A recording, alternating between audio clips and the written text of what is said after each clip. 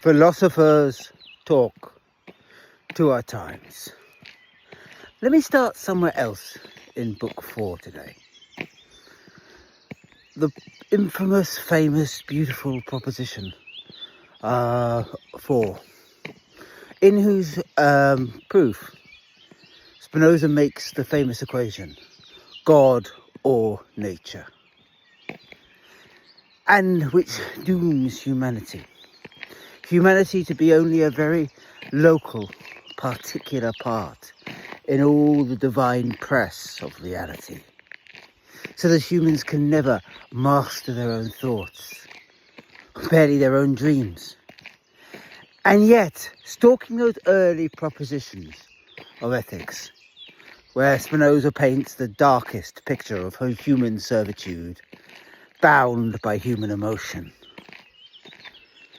there is a curious fact. I actually think, I was trying to find it in book 4 this morning and I couldn't. I think it's in book 3, might even be in book 2.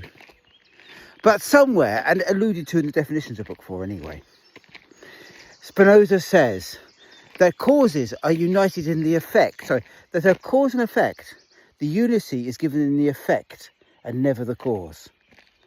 It's one of his deep philosophical statements, if you want my opinion, because it means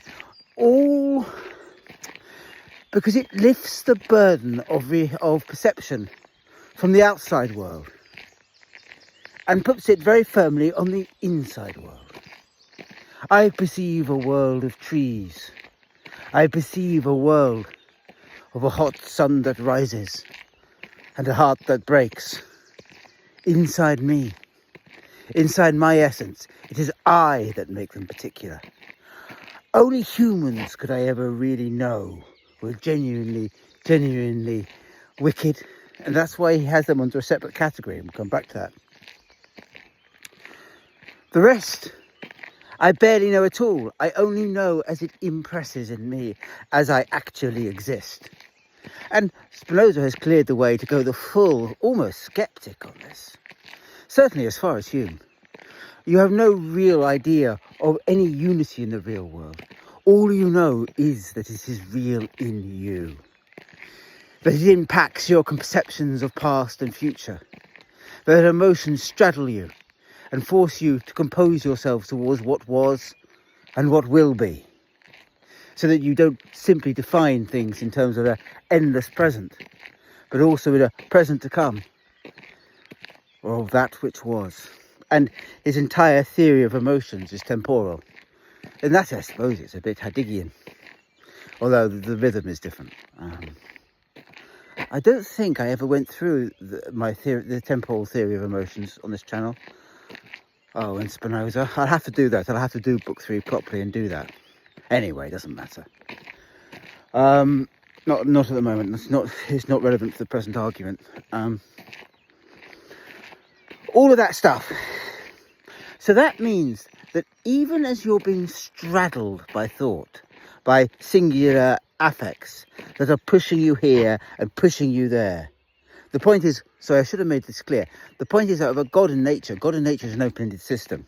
And that is the idea we can all have, and the most truthful idea.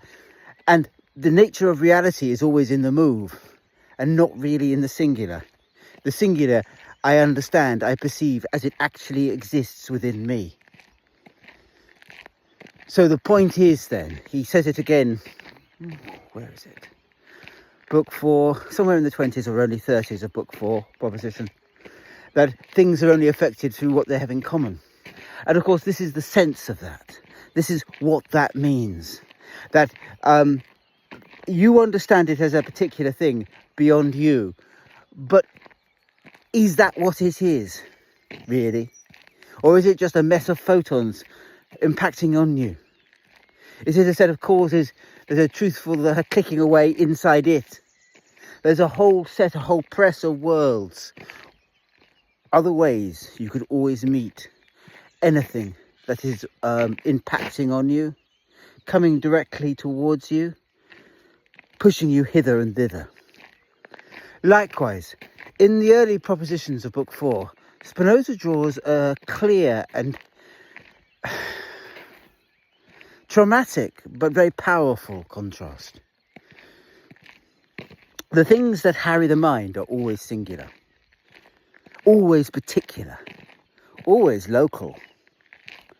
They're given in a here and now. You're captured in a present that doesn't allow the mind to move on, or fixates it in a past that will not go away, or a present that refuses to ever come, that an anxiety that will not lift. You're then composing your emotions around what isn't, or what is, but captures you. And yes, of course, the entire logic of his argument is that the truth doesn't work that way. The actual truth is the middle. What makes particular things dangerous to you is they sever you from all the rest. They catch you alone and drive you mad because they catch you alone, and you are therefore left to incarnate something in your actual existence as if it was singular. No wonder it drives you into flying into the future, into fears of the past, because it in a way defies the very press of God. And of course, this allows for all the space from those propositions from about proposition 20, whatever, 21, to it's actually 40, I just misread my Roman numerals yesterday, where he is trying to work out what the first stage of moving to a reasonable existence, living under the obedience of reason, looks like. Now, I call what you're doing there the creation of habits. I don't know. You could, if you wanted to be Deleuzian, absolutely call it assemblages. Absolutely. There's no particular reason you couldn't. I tend to not use the word assemblage and Nurse Cunningham and all that, because I know that I don't know enough about the art movement. But the idea of an assemblage was that you put things together and that they find their truth within the way they are interlinked one with the other. Basically, you put them together and each leads to another or takes you in different directions to that other. And through that assemblage, you negotiate a separate existence. Something like that. That's my understanding of it. So that it gives you a sense in which you create a unity from a middle. And that is very much what these habits are doing. What a habit does, what living under the obedience of reason does then, is to allow you to order a home. To create a space in which this goes there, this goes there, this goes there. A middle in which you are, which then allows you to be protected against the press of singular events. Because there are no singular events in a home. The very point of it lies in its assemblage, multiplicity, in the fact that you're caught up within it. I'm a bit of an old Heideggian, I think. I think that's the problem here. I get alienated by words like assemblage, because I know I don't know the art movement. Anyway, but yes, it's an assemblage. It's a being caught up in the middle of a space that allows you then to create an idea of particular things that doesn't fixate on the one particular thing, that catches you in no present, that is always taking you to a next one, always taking you to a next one, always taking to you a next one. That is, if you like, pulling objects as close as they can be according to the obedience of reason, as it is understood in terms of my virtue, as it actually exists. And that's the key phrase, as always in Spinoza, as it actually exists. What I'm creating then in the world of things, particular objects, is a world that is already conforming to reason as my virtue understands it. So I'm creating a space where I am capable of many things, where I can leap off and do other things. This is then the framework through which common notions of reason are able to emerge, to be understood. But of course, Spinoza is he's absolutely brutal.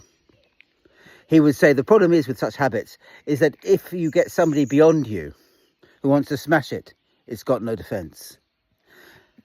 And if you yourself get fixated by something so powerful in your mind, an individuality that is absolutely all-consuming, then your nice little ordered world will be smashed aside.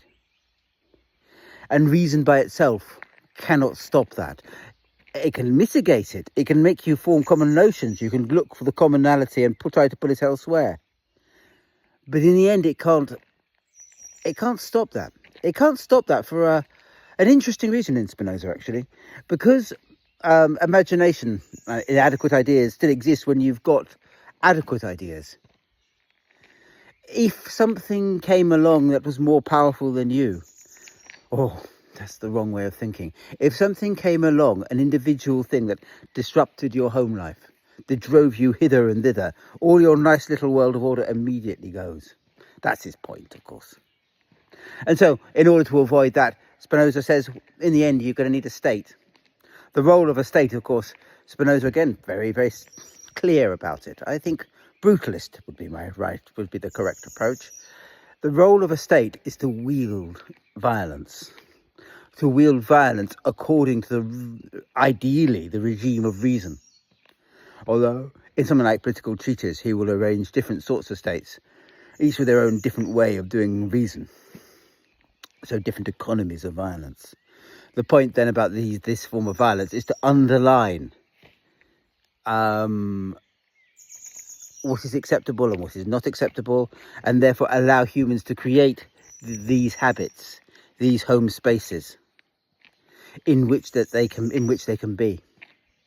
It is also the case that, and the way that the violence does it, of course, is to create concepts like good and evil and also judgment, whereby you create a universal standard for what humans are, a universal habit, I suppose. And every society has them.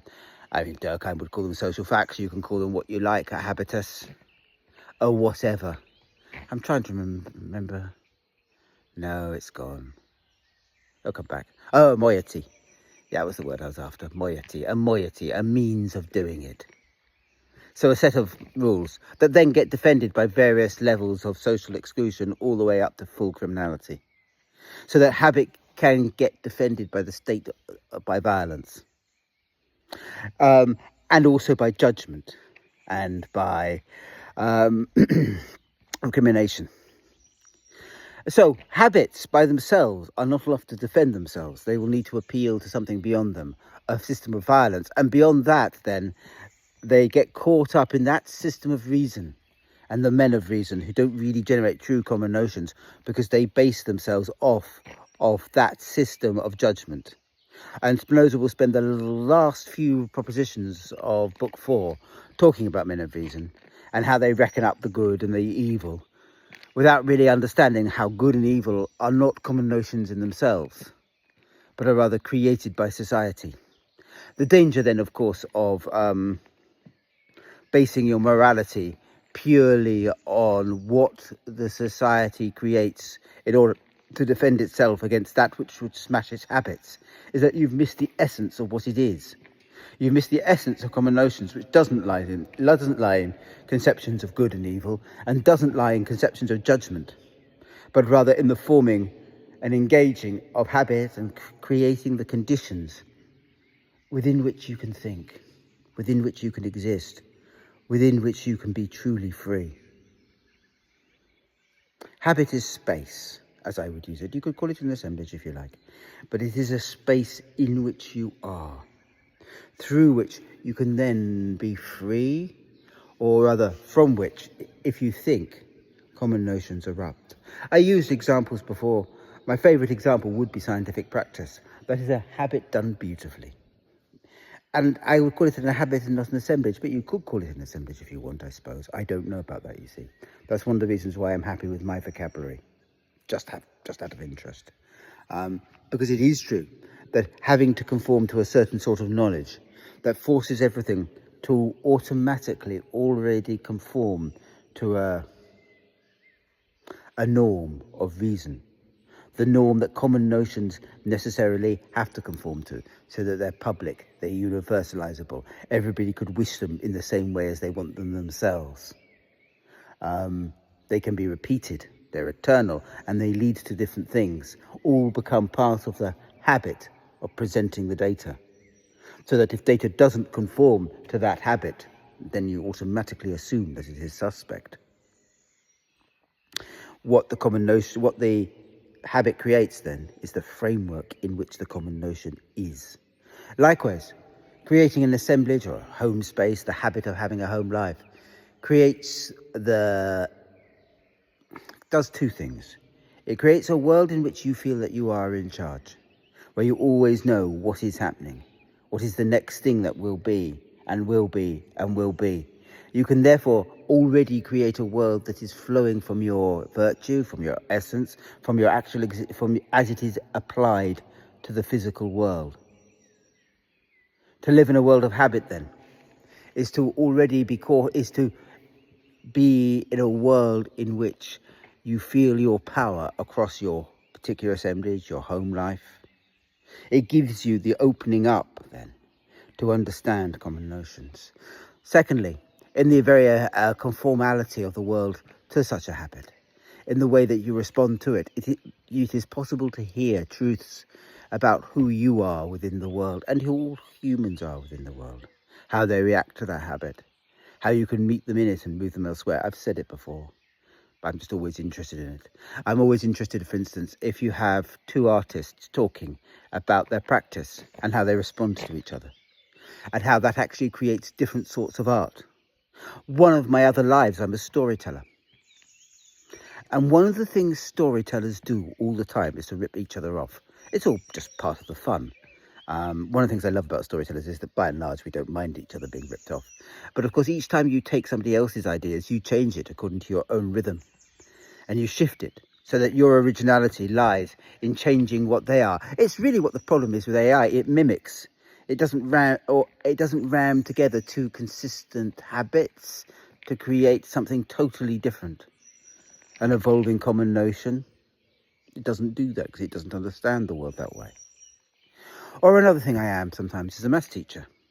And for me, maths teaching is all about trying to show kids how to set up a habit, so to lay out an equation, always in the same way.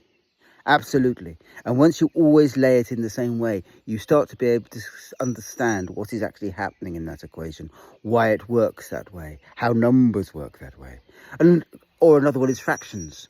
Once you understand how much of GCSE maths, or the 16 plus exam in British Britain, is actually tied to fractions and the way you write them down and the way that numbers work in terms of their times tables, you are getting close to the common notion of number theory. But you can only do it if you've got yourself really used to writing things down in certain ways, in certain positions, so your eye always knows where to look. You always know, your hand always knows what to do. And until you've schooled them, you'll never get the common notion. Maths will feel like an arbitrary sequence of tasks, not actually as it exists, which is one or two a very small number of tasks, mostly to do with going around in circles, that all tie together as you write and you draw them. I mean, that's what GCSE maths is. Wider maths is, of course, far more. But always, there's this idea of this framework that is an absolute common notion. Something we all share, that can be all shared, that is all caught up within each other's brain. It's not a coincidence that Spinoza says somewhere that humans might have stayed in the first forms of knowledge if it wasn't for maths. But the only way you access mathematical knowledge, the only way you get a kid to understand mathematical knowledge, or a recalcitrant 14-year-old who you've got to get through GCSE, is the first task is to get them writing it down, always in the same way. As they were I'm just remember there's a phrase, they might do it as they were taught in school. I think it's the second version of the first form of knowledge. But that is what leads you to be able to understand the rule, how you can always move from this to that to this. And beyond that, you can start to actually then see number structure. One of the things that happened to me when I became epileptic was I actually lost number structure.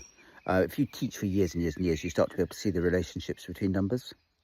And I got it back after a very hard year by simply always writing things down the same. And I started to get back that vision of number structure. But I only had it. I only had the common notion then, and I only got it back again through writing. I'm not a mathematical genius by any manner of means. I've taught geniuses, I know I'm not, and have no pretensions to that matter. But write it down enough, I can almost look like one. So common notions then are liberated through habit. It is in habit. And although he doesn't use the word, But that's because the argument in ethics is very abstract. It is clear that that is the best fit to how you start to form common notions that are collective notions, things that we can all share, ideas that once we have in our own minds, from your minds, might change who we are, ideas then that we can all modify together.